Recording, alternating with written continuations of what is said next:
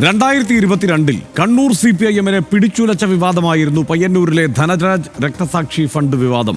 അക്കാലത്ത് CPIM Payyanur area secretary ആയിരുന്ന V കുഞ്ഞികൃഷ്ണനാണ് തെളിവുകൾ നിരത്തി TI മധുസൂദനൻ MLA-ക്കെതിരെ ആരോപണം ഉന്നയിച്ചത്. അന്ന് ആരോപണ വിധേയർക്കെതിരെ പേരിന് മാത്രം നടപടിയെടുത്ത് പരാതി തള്ളുകയായിരുന്നു കണ്ണൂരിലെ CPIM ജില്ലാ കമ്മിറ്റി. ആരോപണം ഉന്നയിച്ച വി കുഞ്ഞികൃഷ്ണനെ തരം താഴ്ത്തുകയും ചെയ്തു. 3 വർഷങ്ങൾക്ക് ശേഷം ഇക്കാര്യം വ്യക്തമാക്കി എഴുതിയ പുസ്തകത്തിന്റെ പ്രകാശന ഒരുക്കത്തിലാണ് വി കുഞ്ഞികൃഷ്ണൻ.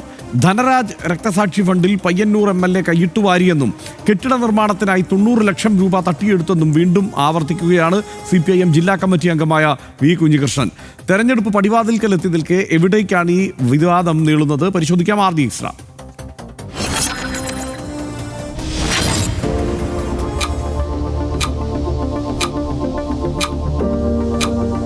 ധനരാജ് രക്തസാക്ഷി ഫണ്ടിൽ പയ്യന്നൂർ MLA-ആയ TI മധുസൂദനൻ തിരിമറി നടത്തിയെന്നാണ് വി കുഞ്ഞികൃഷ്ണൻ ആരോപിക്കുന്നത്. 2016 ജൂലൈ 11-നാണ് CPIM പ്രവർത്തകനായ ധനരാജ് കൊല്ലപ്പെടുന്നത്. പയ്യന്നൂർ കുന്നരുവിലെ വീട്ടിൽ കയറി ധനരാജിനെ RSS BJP പ്രവർത്തകർ വെട്ടിക്കൊലപ്പെടുത്തുകയായിരുന്നു. ധനരാജിന്റെ കുടുംബത്തിനായി ഫണ്ട് പിരിക്കാനും വീട് നിർമ്മിച്ചു നൽകാനും CPIM തീരുമാനിച്ചിരുന്നു. 1 കോടി രൂപയോളമാണ് അന്ന് പാർട്ടി പിരിച്ചത്. കണക്കുകൾ പരിശോധിച്ചപ്പോഴാണ് തിരിമറി ബോധ്യമായതെന്ന് വി കുഞ്ഞികൃഷ്ണൻ ആരോപിക്കുന്നു. ക്രമക്കേടിന്റെ തെളിവുകളടക്കം പാർട്ടിക്ക് മുന്നിൽ അവതരിപ്പിച്ചിട്ടും നേതൃത്വം അവഗണിച്ചെന്നും പരാതിയുണ്ട്. ധനരാജ് രക്തസാക്ഷി ഫണ്ട് തട്ടിപ്പിനെ കുറിച്ച് മുഖ്യമന്ത്രി പിണറായി വിജയൻ, കോടിയേരി ബാലകൃഷ്ണൻ, MV ഗോവിന്ദൻ എന്നിവർക്ക് അറിവുണ്ടായിരുന്നതായും വി കുഞ്ഞികൃഷ്ണൻ പറഞ്ഞു. EP ജയരാജന്റെ അനധികൃത ഇടപാടുകളെക്കുറിച്ച് ജില്ലാ കമ്മിറ്റിയിൽ ഉന്നയിച്ച ആരോപണങ്ങൾ പാർട്ടി പരിശോധിച്ചില്ലെന്നും പാർട്ടി തന്നെ നിശബ്ദനാക്കാൻ വേണ്ടിയാണ് ശ്രമിച്ചതെന്നും വി കുഞ്ഞികൃഷ്ണൻ ആരോപിച്ചു. RD Extra news Malayalam.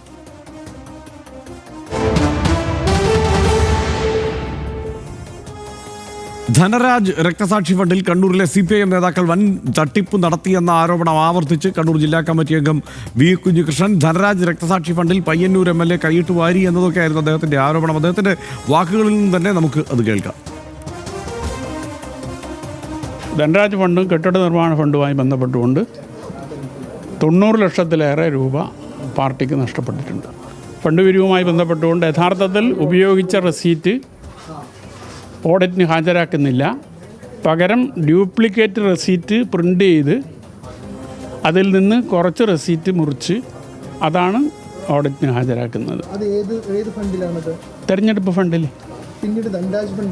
Dhanraj ഫണ്ടിൽ വരവ് കംപ്ലീറ്റ് ഉൾപ്പെടുത്തിയില്ല. ചെലവിലാണെങ്കിൽ കൂടുതൽ തുക ഉൾപ്പെടുത്തി. പയ്യന്നൂരിലെ കുന്നര് കാരന്താട്ടെ CPIM പ്രവർത്തകനായിരുന്നു CV ധനരാജ്. 2016 ജൂലൈ 11 രാത്രിയിൽ ധനരാജിനെ പിന്തുടർന്ന് വെട്ടിക്കൊല്ലുകയായിരുന്നു.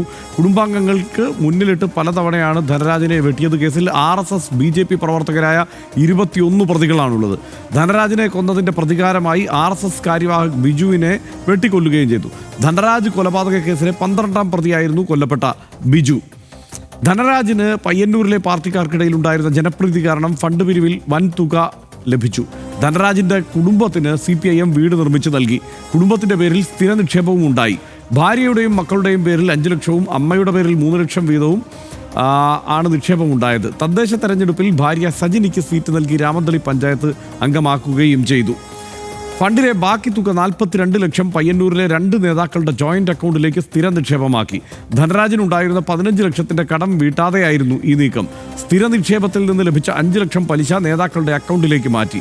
അധികം വൈകാതെ 42 ലക്ഷം രൂപയും നേതാക്കൾ പിൻവലിച്ചു.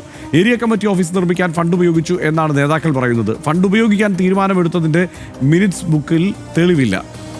2022 പയ്യന്നൂർ MLA TI മധുസൂദനനെ ജില്ലാ കമ്മിറ്റിയിലേക്ക് തരം താഴ്ത്തി. 2 ഏരിയ കമ്മിറ്റി അംഗങ്ങളെ ലോക്കൽ കമ്മിറ്റിയിലേക്കും തരം താഴ്ത്തി. പരാതിപ്പെട്ട പയ്യന്നൂർ ഏരിയ സെക്രട്ടറി വി കുഞ്ഞികൃഷ്ണനെയും തരം താഴ്ത്തി. CPIM സംസ്ഥാന കമ്മിറ്റി അംഗം TV രാജേഷിന് ഏരിയ സെക്രട്ടറിയുടെ ചുമതല നൽകുകയും ചെയ്തു. ഇതൊക്കെ ആ സാഹചര്യത്തിൽ സംഭവിച്ചതാണ്. എന്തായാലും ഒരു തെരഞ്ഞെടുപ്പിന് തൊട്ട് മുൻപ് വളരെ ഗുരുതരമായ ആ ആരോപണം ഒരിക്കൽ കൂടി ഉയർന്നു വന്നിരിക്കുന്നത്. 2022 വളരെ സജീവമായി ചർച്ച ചെയ്യപ്പെട്ട ഒരു ആരോപണമാണ്. CPIM അതിന് മറുപടി പറയേണ്ടി വന്നതുമാണ്.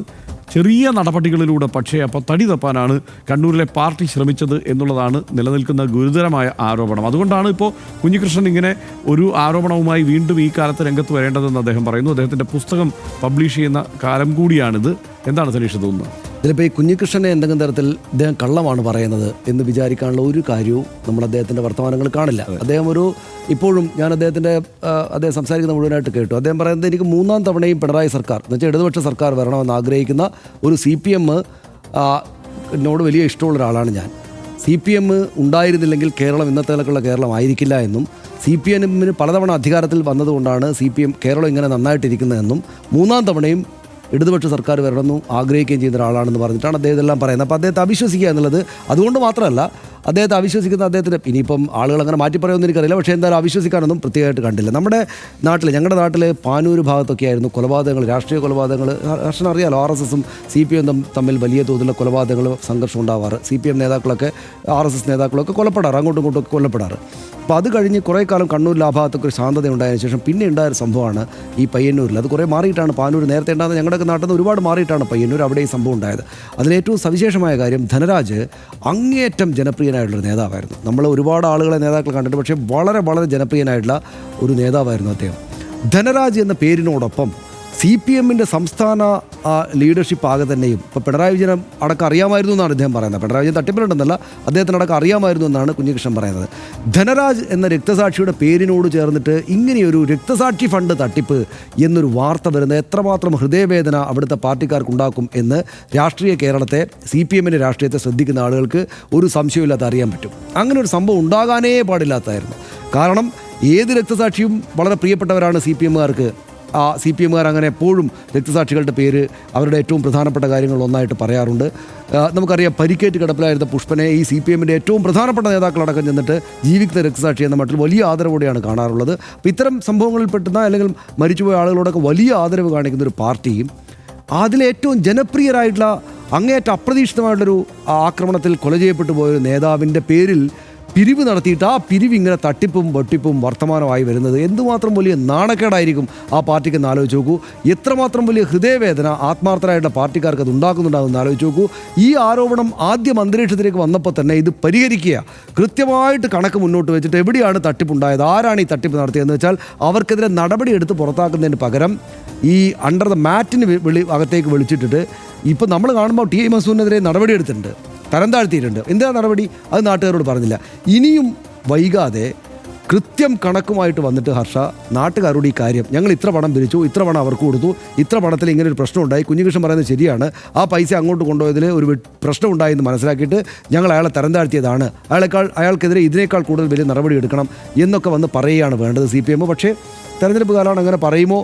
ഇത്രയും നാളും പറയാതിരുന്ന കാര്യം ഇനി പറയുമോ എന്ന കാര്യത്തിൽ എനിക്ക് സംശയമുണ്ട്. എന്തായാലും തെരഞ്ഞെടുപ്പ് കാലമാണ് ഇത്തരം കാര്യങ്ങൾ വരാനുള്ള ഏറ്റവും നല്ല സമയം. അതുകൊണ്ട് ഇപ്പോൾ അത് അദ്ദേഹം പറഞ്ഞതുകൊണ്ട് എനിക്കെന്തെങ്കിലും അത്ഭുതമൊന്നുമില്ല. ഒരു കാര്യം ഹാർഡ് ഹിറ്റിംഗ് ആയിട്ട് ആ കാര്യത്തിൽ നടപടി ഉണ്ടാകാൻ തെരഞ്ഞെടുപ്പ് കാലത്ത് തന്നെയാണ് എല്ലാ രാഷ്ട്രീയ നേതാക്കളും ഉപയോഗിക്കാറ്. അദ്ദേഹം ഏരിയ സെക്രട്ടറി വരെ ആയിരുന്ന ആളാണെന്ന് ഓർക്കണം. അപ്പോൾ സ്വാഭാവികമായിട്ടും ഈ കാലത്തെ അദ്ദേഹം അത് സമഗ്രമായിട്ട് പറയാൻ വേണ്ടി, സമർത്ഥമായിട്ട് പറയാൻ വേണ്ടി, ശക്തമായിട്ട് പറയാൻ വേണ്ടി ഉപയോഗിക്കുന്നു.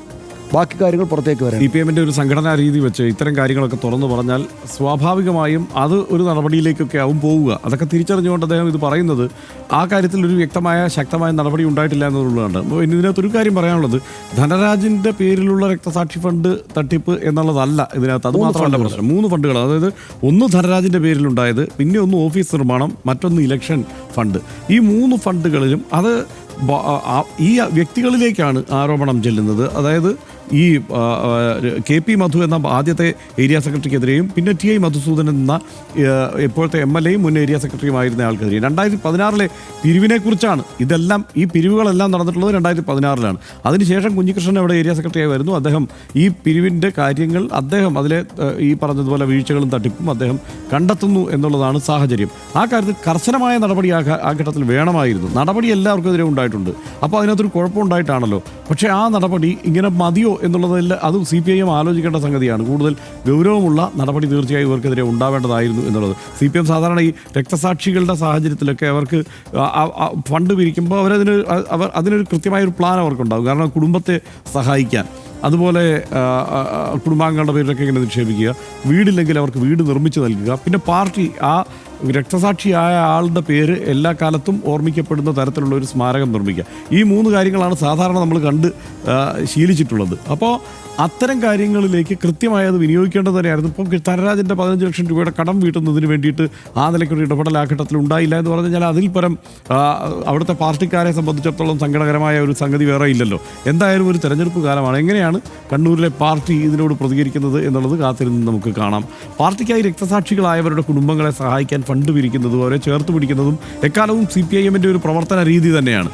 CPIM ബ്രാഞ്ച് മുതൽ പാർട്ടി കോൺഗ്രസ് വരെ ആരംഭിക്കുന്നത് രക്തസാക്ഷികളെ അനുസ്മരിച്ച് പ്രമേയം അവതരിപ്പിച്ചുകൊണ്ടാണ്. ഇത്രമേൽ രക്തസാക്ഷികളാൽ കെട്ടിപ്പടുത്ത ഒരു പ്രസ്ഥാനം രക്തസാക്ഷി ഫണ്ട് തട്ടിപ്പിന്റെ നിഴലിലാകുന്നതാണ് വിരോധാഭാസം. പാർട്ടി പൊട്ടിമുളച്ച കണ്ണൂരിൽ നിന്ന് തന്നെ ഇത്തരം ഒരു ആരോപണം ഉയരുമ്പോൾ ജില്ലാ നേതൃത്വം ഒന്നാകെ ചോദ്യമുനയിലാണ്. ആരോപണങ്ങൾ വിശദീകരിച്ച് അടുത്ത ആഴ്ച കുഞ്ഞികൃഷ്ണന്റെ അതൊരു വാർത്ത വരുന്നുണ്ട് കേട്ടോ. പക്ഷേ അതായത് ഈ കുഞ്ഞികൃഷ്ണനെതിരെ KK രാഗേഷ് എന്തോ കാര്യം പറഞ്ഞിട്ടുണ്ട്. ഇറങ്ങുന്നതോടെ CPM-ൽ കണ്ണൂർ CPM-ൽ എന്താ സംഭവിക്കുക എന്നുള്ളത് കാത്തിരുന്ന് കാണാം. എന്തായാലും ആ കാര്യത്തിൽ ഇപ്പോൾ KK രാജ തെരഞ്ഞെടുപ്പ് കാലത്ത് പാർട്ടി ശത്രുക്കളുടെ കോടാലിക്കൈയായി മാറുകയാണ് കുഞ്ഞികൃഷ്ണൻ എന്ന് ഇത്തരം ഒരു സാഹചര്യത്തിൽ ഇത്തരം ഒരു വെളിപ്പെടുത്തൽ വന്നാൽ സ്വാഭാവികമായും CPIM പ്രതികരിക്കുന്ന രീതി ഇതായിരിക്കും. ആ രീതിയിൽ തന്നെയുള്ള ആദ്യ പ്രതികരണമാണ് ഇപ്പോൾ നമ്മൾ കാണുന്നത്. തൽക്കാലം നമുക്ക് ഇത് വീണ്ടും ചർച്ച ചെയ്യേണ്ടി വരുമെന്ന് തന്നെ ഉറപ്പിച്ചുകൊണ്ട് ചർച്ച ഇവിടെ അവസാനിപ്പിക്കാം. RDX ഇവിടെ പൂർത്തിയാവുന്നു. Good night.